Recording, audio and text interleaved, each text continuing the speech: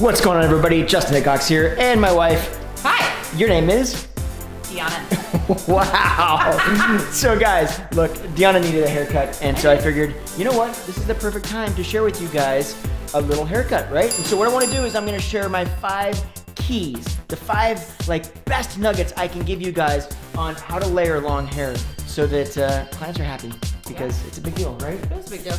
Okay, so there are 5 steps, and I'm gonna give them to you guys in about 5 seconds, but why don't you go wash your hair, because, yeah, you need to wash that. The first thing that I wanna share, the first tip for long hair and layering is make sure when you start the layers in the front, this perimeter, you first cut your length, and then comb from the part line to behind the ear, okay? And realistically, I grab the hair right behind the ear here, and I use this as my guide. That's my longest point. And then the stuff in the front, I just draw a line. If I want it layered, I just go, okay, how short are we gonna take this? And I take it as short as we need, but I don't take any length out of this. This is my guide, and then I go shorter from there, okay?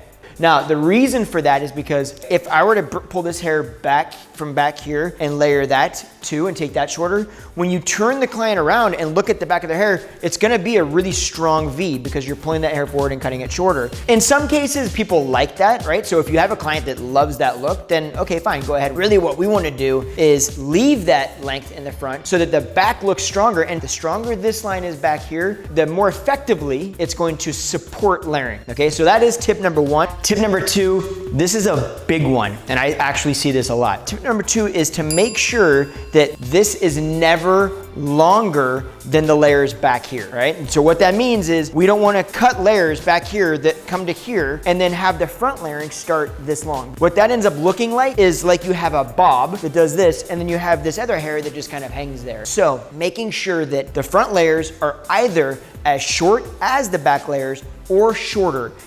To me, that's kind of one of the rules that I wouldn't break. Tip number 3 is making sure that the layers aren't too short for the length. So length determines layering. And what I mean by that is it determines how short we can have these layers back here. So what we don't want is hair this long and layers that set right here at the top of the ear, right? It's like this little cap of layers, and then this long hair that just kind of hangs there. There's no really solid shape to that. The question then is, how do I determine what's too short? There's a very simple way of figuring that out. If I take a section of hair right here, okay, in this top, and so basically what I'm gonna do is I'm gonna comb this straight up from the scalp. Okay, now, the hair that's below your parietal ridge, so your occipital bone right here in the back of your head, up to basically the recession, but really like right below the recession, right here. Everything that's below that, that's the guide that I use. So I will pick up this hair and I will basically say, okay, if anything below this, I want that to fall out. I don't want that to be layered. So I'll pick this hair up right here and I'll use that piece right there as my guide, and I know that I don't want to take, this hair is this long, I don't want to take these layers any shorter than this right here. So I can cut this stuff off, I can take this off, no problem. That's not going to be too short. Now, there's a little room in there. This is a very safe method, okay? So I can still have hair that's that long and have layers that are shorter than what I'm seeing right here. That's just a safe way of looking at it. And then I'll actually show you in the last tip how to blend that all together. I'll be right back. Okay guys, now what I'm going to do is I'm actually going to have Deanna go back in and dry her hair. The rest of it I'm going to do dry. So this is something I do a lot. Little side note here. A lot of times I will actually cut the baseline. I do the layering, the internal layering, and then I dry the hair, and all the texturizing happens after it's dry, and I really go in and personalize the cut after it's dry. So we'll be right back. She's gonna go in and dry her hair, right? Is that cool? Cool. She's gonna go dry her hair. So I'll be sitting out here drinking some wine, relaxing. She'll be inside.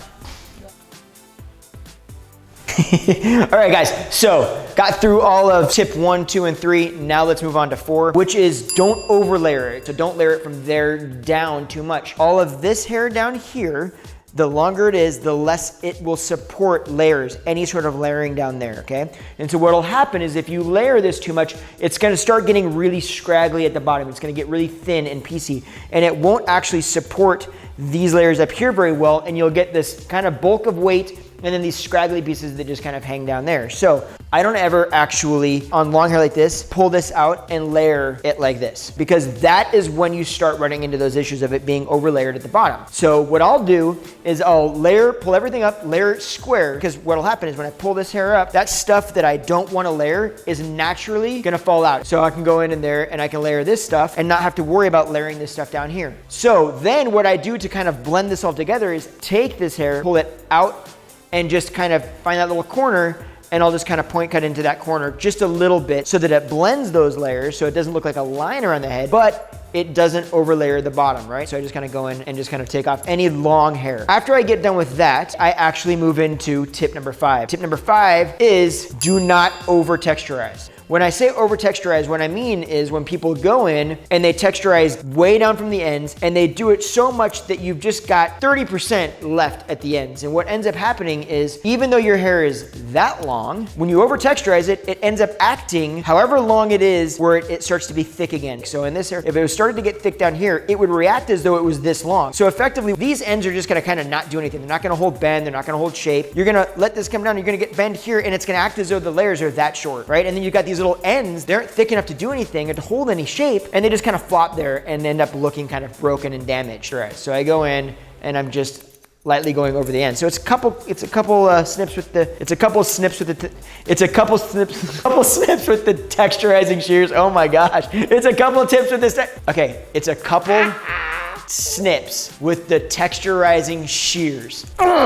So guys, that's it. Those are my 5 tips for long layering. If that helped you at all, do me a huge favor, subscribe to the channel so you know when we're bringing out more tutorials. I'm gonna do a ton of these.